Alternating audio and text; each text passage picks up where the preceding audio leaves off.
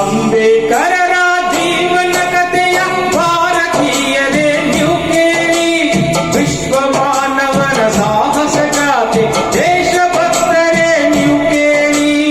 ಅಂಬೇಡ್ಕರರ ಜೀವನ ಕಥೆಯ ಭಾರತೀಯರೇ ನೀವು ಕೇಳಿ, ವಿಶ್ವ ಮಾನವನ ಸಾಹಸ ಗಾಥೆ ದೇಶಭಕ್ತರೇ ನೀವು ಕೇಳಿ. ನೊಂದ ಜನತೆಗೆ ದಾರಿ ತೋರಿದ, ಬೆಂದ ಬಾಳಿಗೆ ಬೆಳಕು ನೀಡಿದ ಅಂಬೇಡ್ಕರರ ಜೀವನ ಕಥೆಯ ಭಾರತೀಯರೇ ನೀವು ಕೇಳಿ, ವಿಶ್ವ ಮಾನವನ ಸಾಹಸ ಗಾಥೆ ದೇಶಭಕ್ತರೇ ನೀವು ಕೇಳಿ.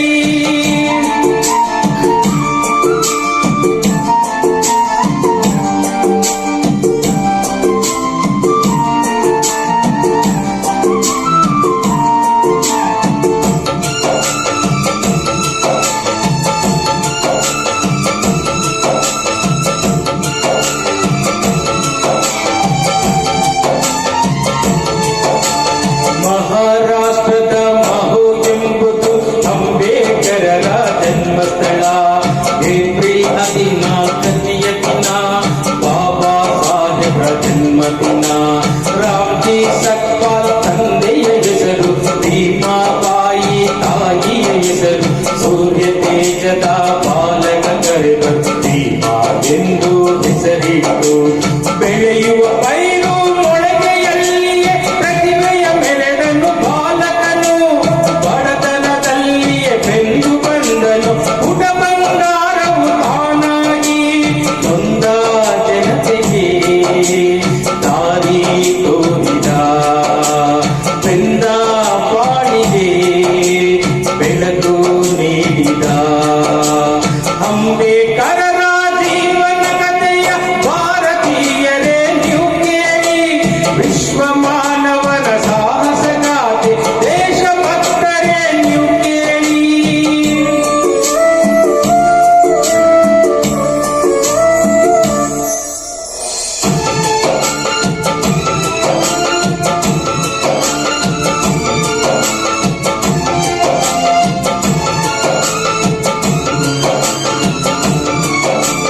ದನಗಳು ಕರುಗಳು ನೀರನ್ನು ಕುಡಿಯು ಭೂತಾಯಿಗೆ ಸೇರಿದ ಕೆರೆಯಲ್ಲಿ, ಭೀಮನು ನೀರನ್ನು ಕುಡಿಯಲು ಹೋದರೆ ಜಾತಿವಾದಿಗಳು ಬಿಡಲಿಲ್ಲ. ದೂರದ ಊರಿಗೆ ತಂದೆಯ ನೋಡಲು ಗಾಡಿಯ ಪಯಣದಿ ಹೋದಾಗ, ಗಾಡಿಯ ಸವಾರ ಜಾತಿಯ ತಿಳಿದು ಭೀಮನ ಭೂಮಿಗೆ ಹೋಗಿದನು. ಈ ಅನ್ಯಾಯವ ಕೊನೆಗಾಣಿಸುವ ದಾರಿಯ ಭೀಮ ಯೋಚಿಸಿದ. ದೇಶ ವಿದೇಶದಿ ಪದವಿಯ ಪಡೆದು ಹೋರಾಟವನ್ನು ರೂಪಿಸಿದ. ನೊಂದ ಜನತೆಗೆ ದಾರಿ